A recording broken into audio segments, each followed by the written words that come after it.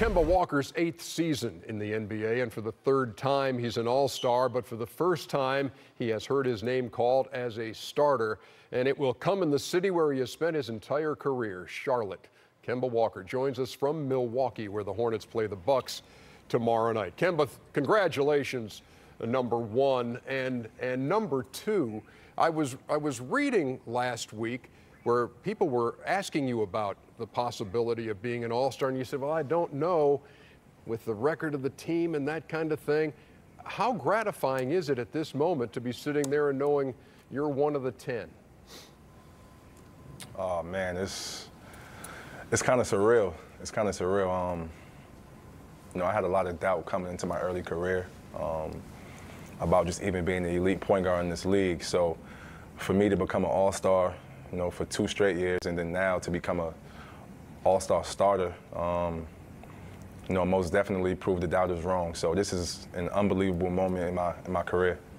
Kemba, Shaq here. One, Uncle Chico says congratulations. 2, now that you know you're going to be a starter in Charlotte, what's going to be your mindset? I know the game was a couple weeks ago, but what's going to be your mindset? You just going to run up and down, or are you going to trying to get MVP? I don't know yet. You know, I know a lot of the players who play in their city usually goes for the MVP. You know, I think I might as well. You know, I'm going to try to play hard. Definitely want to get the win, but we'll see. I don't know. You know, Kemba, you guys are clinging to a playoff spot right now. You feeling really good about those playoffs? I'm feeling good. You know, we still got a lot of work to do, of course. You know, we got to play better. We got to play better. I got to play better. Just got to get my team going. And, you know, we got to just keep climbing, keep getting better every day, which we're doing. We're trying our best. So, you know, whenever this season ends, hopefully we're one of the top 8. You know, Kemba, congratulations, firstly. Secondly, I want you to brag on yourself a little bit in this way.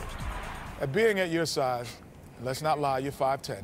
So being at your size, carrying an NBA team, tell us that much responsibility of carrying the offensive load and the things that you've been doing and consistently being in the playoffs for a team like in Charlotte, where sometimes the expectations were always all over the place.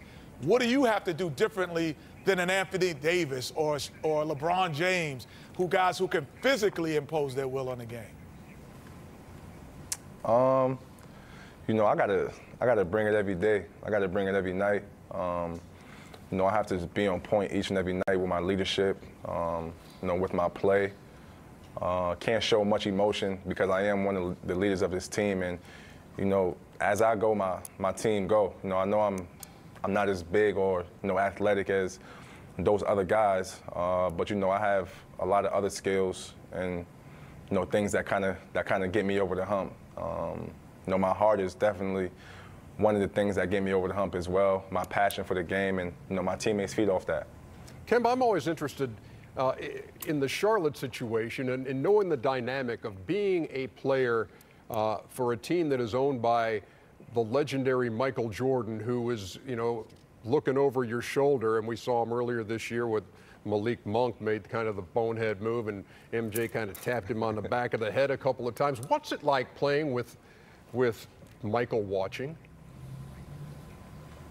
I don't know. For me, I'm fine. I don't know about the other guys, but for me, I love it, man. I mean, I think it makes me take my game to a whole nother level. You know, MJ is the GOAT in my eyes, and you know, when he's there, you know, I know, you know, I got to step my game up. So I love it when he's there. I mean, he's all about us. He's all about his team. He's all about us winning. So, you know, we want to impress him as much as possible.